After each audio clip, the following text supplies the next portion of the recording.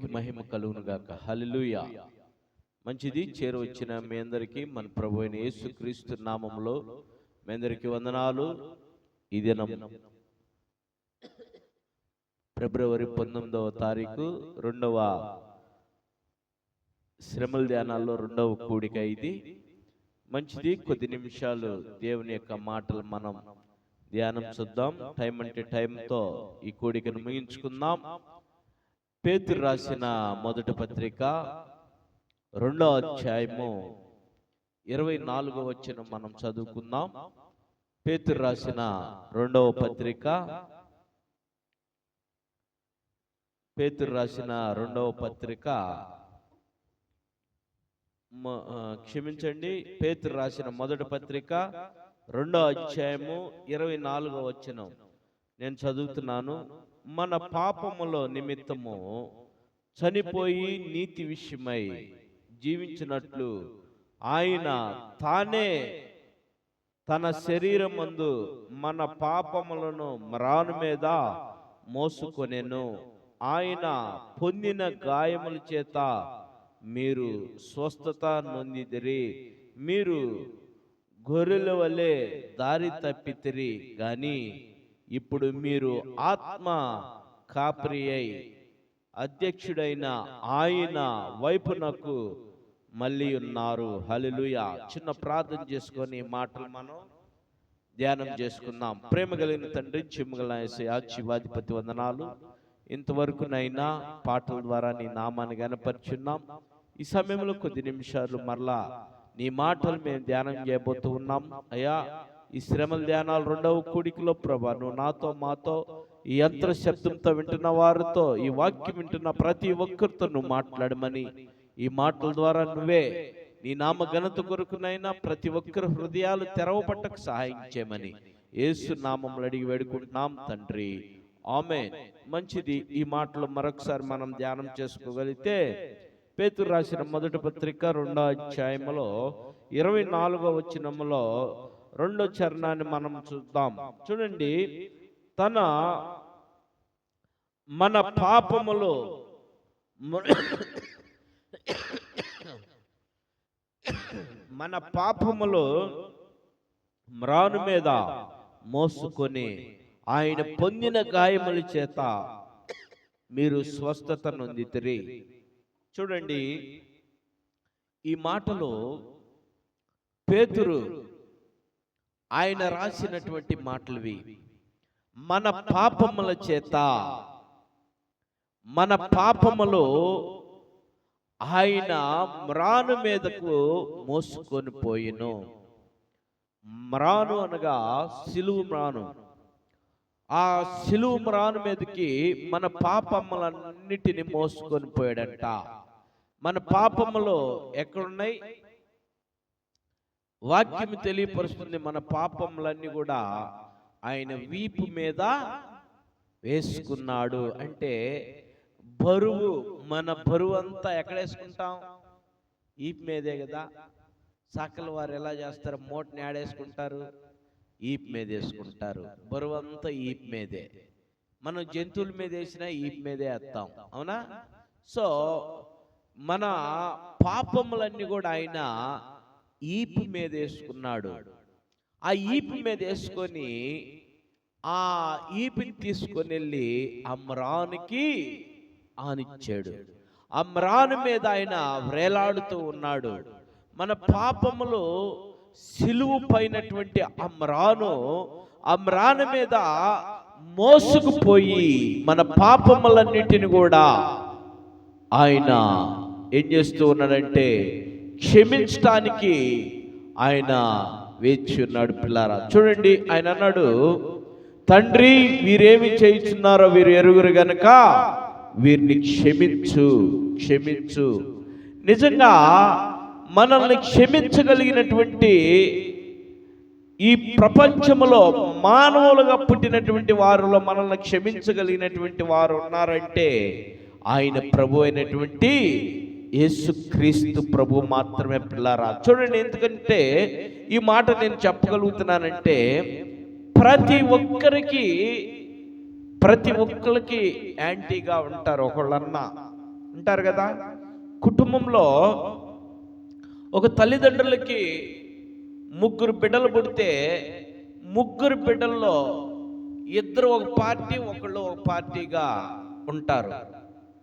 ముగ్గురు ఒక కుటుంబంలో పుడితే ఇద్దరు ఒక పార్టీ, ఒకడు ఒక పార్టీ. అంటే ఈ పార్టీగా ఉన్నటువంటి వాళ్ళు చూడండి, అన్నదమ్ములే కావచ్చు, అక్కచెల్లెలే కావచ్చు, వీళ్ళు ఆ సమయంలో ప్రతిదీ యాంటీగానే ఉంటారు. ఏది అమ్మా ఈ కూర వండంటే వద్దు, ఆ కూర వండొద్దు, ఈ కూర వండు అంటారు. అంటే యాంటీ. నిజంగా యాంటీయా? నిజంగానే అంటారు, ఈ కూర వద్దు, ఈ కూర. అట్లా ఒకే ఇంట్లో ఉన్న వాళ్ళే అలా అంటారు. చూడు మరి, ఒక ఇంట్లో తల్లిదండ్రులకు పుట్టినటువంటి బిడ్డల్లోనే అంత విరోధముగా ఉంటే మరి ప్రపంచంలో సర్వమానవులుగా ఉన్న మనకు ఎంతమంది విరోధంగా ఉంటారు మనం లెక్కేసుకోవచ్చు. అంటే మన మాట నచ్చకపోయినా కూడా మన మీద విరోధంగానే సాధిస్తారు. అవునా కదా? మన మాటే కాదండి, మన ఉద్దేశాలు నచ్చపోయినా కూడా మాట వేరు, ఉద్దేశం వేరు కదా. ఉద్దేశం ఏంటి?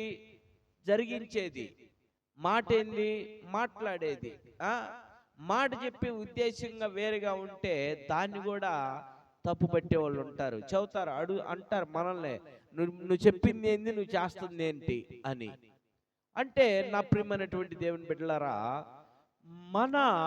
మనల్ని క్షమించలేనటువంటి మనుషులు మనలోనే ఉంటారు. కానీ సర్వమానవుల్ని క్షమించగలిగినటువంటి ఆయన ఇదిగో మాటతో ఏం చెప్పాడంటే, తండ్రి వీరేమి చేయుచున్నారో వీరెరుగురు గనక వీరిని క్షమించు. ఈ క్షమించు అనే మాట ఈయన భూమి మీద మాత్రం అనలేదండి. భూమి మీద అనలేదు. మరి ఎక్కడ అన్నాడు? ఈ మాట సిలువు మీద అన్నాడు. ఈ సిలువులో వేలాడుతూ ఉన్నాడు, మ్రాను మీద వేలాడుతూ ఆ వేలాడే సమయంలో భయంకరమైనటువంటి నొప్పి ఉండొచ్చు, భయంకరమైన బాధ ఉండొచ్చు, భయంకరమైన దప్పిక ఉండొచ్చు, రక్తం కారిపోతూ ఉన్నది, ఆ కొరడాలతో కొట్టిని మంటలు పడుతూ ఉండొచ్చు, ఆ మేకులు అరిచేతుల్లో మేకులు కొట్టిని, ఆ గాయాలు కనపడుతూ, ఆ గాయాల్లో నుంచి రక్తం కారుతూ, గాయం నొప్పిగా ముళ్ళు గుచ్చుకుంటేనే మనం తట్టుకోలేం. ఒక్క ముళ్ళు గుచ్చుకుంటేనే, కాలు గుచ్చుకుంటేనే తట్టుకోలేం. ఆయన సిలువు మీద ఆయన్ని ఆ ముళ్ళ కిరీటం తల్లకి పెట్టి అద్ది వాళ్ళ దగ్గర ఉన్నటువంటి కర్రలతో దాన్ని లూజుగా దాన్ని గట్టిగా స్ట్రాంగ్ చేశారు. ఆ తలకి గుచ్చుకునేటట్టు తలలో గుచ్చుకుపోయినాయి ఆ ముళ్ళ కిరీటం. మరి ఆ ముళ్ళ కిరీటాన్ని ఆ తలకి గుచ్చి ఆ కర్రతో కొట్టినప్పుడు అవి గుచ్చుకుపోయి అది ఒక పక్క రక్తం కారుతా ఉంది.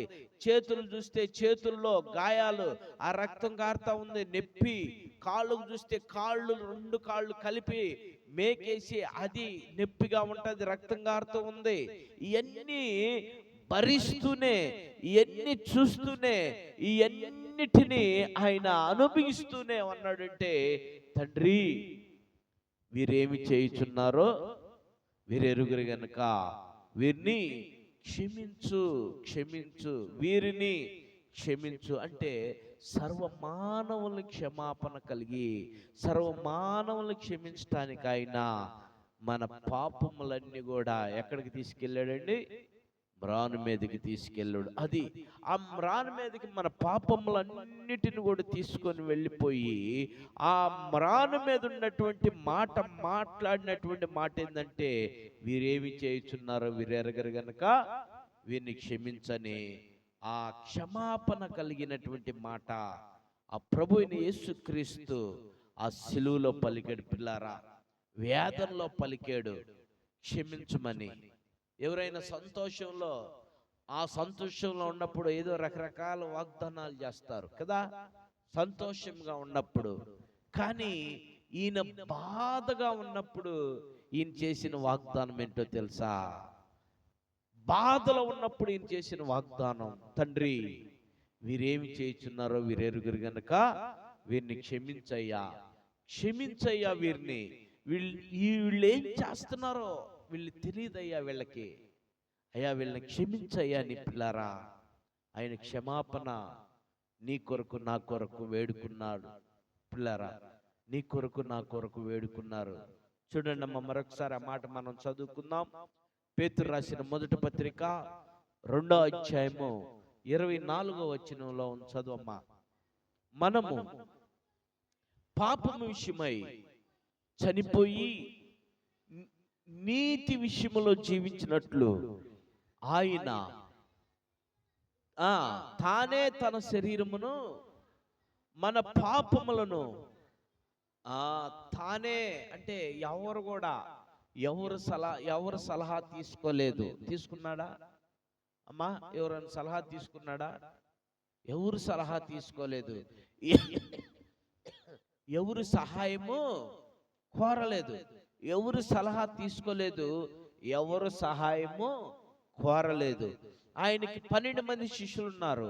12 మంది శిష్యుల్ని ఆయన సిలువ దగ్గరకు వచ్చేటప్పుడు, అంటే ఆ పిలాతు యొక్క తీర్పు దగ్గరకు వచ్చేటప్పుడు 12 మంది శిష్యులు ఉన్నారా? లేరు. వాళ్ళు యేసుక్రీస్తు పట్టబడ్డప్పుడు 12 మంది శిష్యులు ఉన్నారా? లేడు. యేసు ప్రభుని కొరడాలతో కొట్టినప్పుడు 12 మంది శిష్యులు ఉన్నారా? లేరు. కానీ మరి ఈయన ఒంటరిగానే తానే, అంటే ఇక్కడ రాసినటువంటి మాట దానికి అర్థం తానే. దానికి ముందు ఈయన పట్టబడక ముందు ఎంతమంది ఉండేవాళ్ళు? వాళ్ళు అనే మాట. వాళ్ళు అంటే 12 మంది కలిసి ఉన్నారు. కానీ పట్టబడ్డాక తానే తీర్పుకి వెళ్ళాడు, తానే కొరడా దెబ్బలు తిన్నాడు, తానే అవమానించబడ్డాడు, తానే నేరారోపణ చెందాడు, తానే నవ్వుల పాలు అయ్యాడు, తానే పిడుగుతులు గుద్దించుకున్నాడు, తానే సిలువను మోసాడు పిల్లారా కదా. తానే అనే మాట అంటే పేతురు రాసాడు ఈ మాట. తానే, ఒక్కడే అంట. ఒక్కడే. చదవమ్మా మాట చాలా తానే తన శరీరమందు మన పాపములను, చూడు, తన శరీరమందు మన పాపములను మ్రాను మీదకు మోసుకున్నాడు. ఉన్నమ్మ మళ్ళీ చదువు, అక్కడే ఉండు. తానే చూడండి సిలువ మీద మోసుకున్నాడు. ఎవరన్నా మోసారా అమ్మా? ఎవరన్నా మోసారా? సిలువను మోసింది ఎవరు? సిలువను మోసింది ఎవరు చెప్పండి అమ్మా? యేసు ప్రభు. సిలువను మోసింది యేసు ప్రభు. పాపములు మోసింది ఎవరు? పాపములు మోసింది ఎవరు? యేసు ప్రభు కదా. అవునా? పాపములన్నిటిని కూడా మోసాడు. అంటే చూడండి, ఈ పాపములో ఏ విధముగా ఉన్నాయంటే, వీరేమి చేయుచున్నారో వీరెరుగురు గనక వీరిని క్షమించండి. అంటే వారు చేసిన పాపములో ఏం పాపం చేశారు? అక్కడ ఉన్నటువంటి వారు ఏమ్మా ఏం పాపం చేశారు? బద్రి ఏం పాపం చేశారు వాళ్ళు? అక్కడున్న వాళ్ళు, ఈయన అన్యాయస్తుడో, ఈయన అబద్ధికుడో, గుడి పడగొట్టమన్నాడు, 3 రోజులు తిరిగి కడతానన్నాడు, ఈయన దొంగ బోధకుడో అన్నట్టుగా ఏం చేశారు? అబద్ధ సాక్ష్యాలు పలికారు కదా. కంటాటం అనే ఒక సీరియల్ గత 2 సంవత్సరాల క్రితం చర్చి కాంపౌండ్లో వేశారు. కంటాటం అని దానికి పేరు. దాంట్లో ఉన్నటువంటి లేడీస్, యవనస్తులు, ఈ అమ్మాయి సాతి వయసోళ్ళే వాళ్ళు, మీ అంత వయసు కూడా లేరు, చిన్నోళ్ళే వాళ్ళు. కడతారు, కన్నమ్మాయిలో కట్టినట్టు కట్టి ఎట్ట పెట్టారు చేతులు. అసలు వాళ్ళ మూమెంట్ నవ్వు అనేది కనపల్ల. వాళ్ళు ఎంత స్పీడ్ వాళ్ళ పాత్ర వాళ్ళు పోషిస్తున్నారంటే, ఎంత స్పీడ్. ఏంటి అసలు కొట్టండి రాళ్ళతో, ఏంటి అసలు కొట్టండి రాళ్ళతో అని మొహం అంతా చిట్లు పోయేటట్టు ప్రతి వాళ్ళు ఎట్ట ఎట్ట ఎట్ట అంటే ఆడవాళ్ళు. ఆ ఊపులు నాకు రావట్లేదు, కానీ ఎంత కఠినంగా మాట్లాడారో వాళ్ళని చూస్తేనే అట్ట అనిపించింది. ఇంకా వాళ్ళు ఇంకెంత అక్కడ ఉన్నటువంటి ఆడవాళ్ళు ఎంత కఠినంగా చేసి ఉంటారో. ఆడవాళ్ళే ఎక్కువ రెచ్చగొట్టింది. ఏడ్చేదేవరు? ఇళ్ళు యేసు ప్రభుని సిలువ మీద మోసుకుంటూ పోతూ ఉంటే ఆడోళ్ళే తెగెడుతున్నాయ్యా, నీకేనంటయ్యా నెట్ తెగెడుతున్నారు. ఆయన చూశాడు సర్వం ఎరిగినటువంటి వాడు దగ్గరికి వచ్చాడు. దూరం తెగ ఏడుపు బొబ్బలు పెడుతుంటే దగ్గరికి వచ్చి, అమ్మలారా నా కోసం ఏడవకండి, మీకోసం మీ పిల్లల కోసం ఏడవండి అన్నాడు. తెగ ఏడుస్తుంటే ఈడ సిలువ మోసుకొని వెళ్ళిపోయాడు. ఆయన కొండ మీదకి తీసుకెళ్లారు. సిలువకి ఆయన చేతుల్లో మేకులు కొట్టారు, కాళ్ళకి మేకులు కొట్టారు, సిలువని లేపారు. మధ్యాకాశంలో ఏలాడుతున్నాడు, సిలువలు తేలాడుతున్నాడు. ఏలాడుతున్నటువంటి వ్యక్తిని ఏమన్నారు? రకరకాలుగా దూషించారు. పిలాతు దగ్గర కూడా ఆడోళ్ళు రకరకాలుగా సిలువేయండి సిలువేయండి సిలువేయండి సిలువేయండి సిలువేయండి సిలువేయండి అని కేకలు పెట్టారు. పిల్లారా, స్త్రీల్లో ఎక్కువ బాగా ఉన్నారు. అందుకనే దేవుడు స్త్రీలను ఏం చేశాడు తెలుసా అయ్యా? స్త్రీలను ఏం చేశాడు? క్షమించాడు. ఎక్కువగా స్త్రీల్ని క్షమించాడు. ఎందుకంటే ఆ క్షమాపణ ఆదిలో నుంచే క్షమించాడు. అవ్వని క్షమించాడు. క్షమించేమన్నాడంటే, నువ్వు చేసిన తప్పుకి పడు శిక్ష అన్నాడు. అంతే. అవునా? పడు శిక్ష.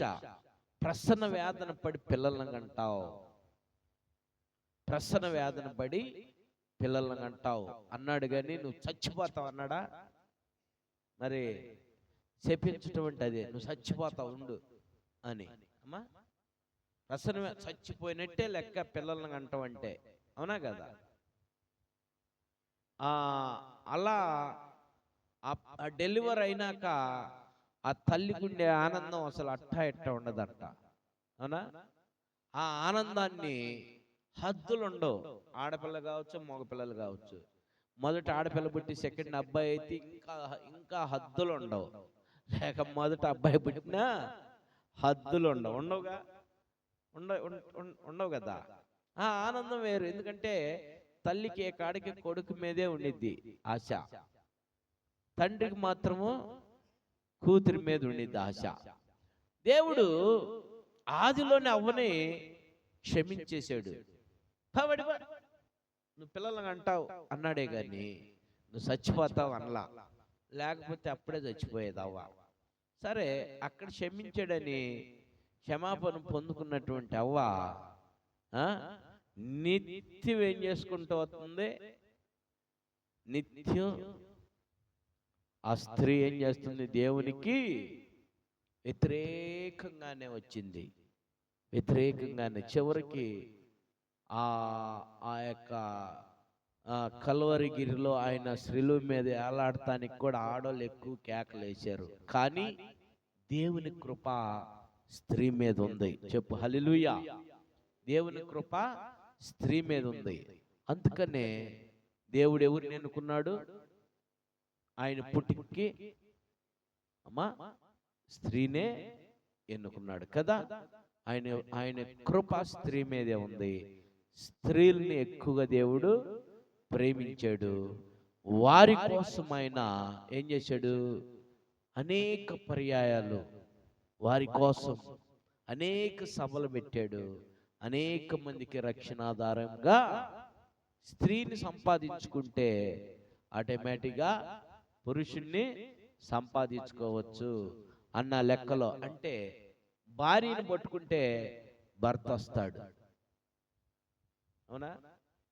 భార్యను పట్టుకుంటే భర్త వస్తాడు. అవునా కదా? భార్య రక్షించబడితే భర్త ఆటోమేటిక్గా రక్షింపబడతాడు. భర్త రక్షింపబడట్లేదంటే కారణం ఏంటి? ఎవరు దీనికి?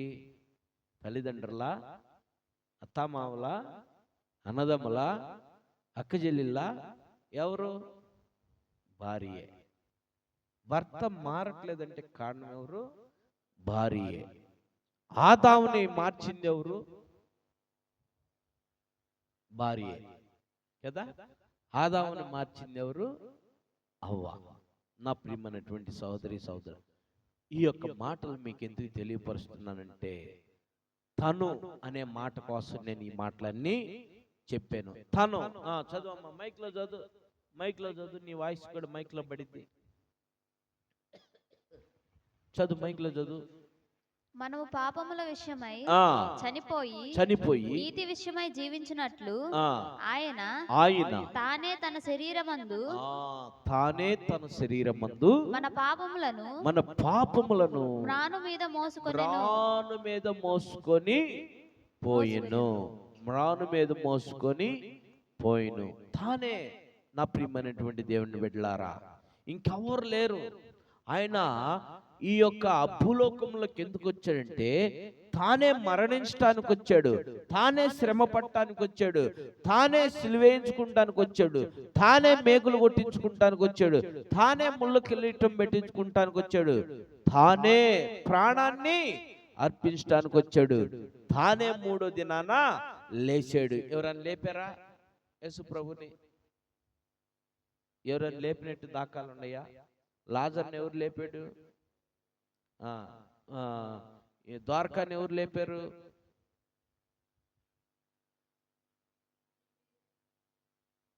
పేతురు లేపాడు ద్వారకాని.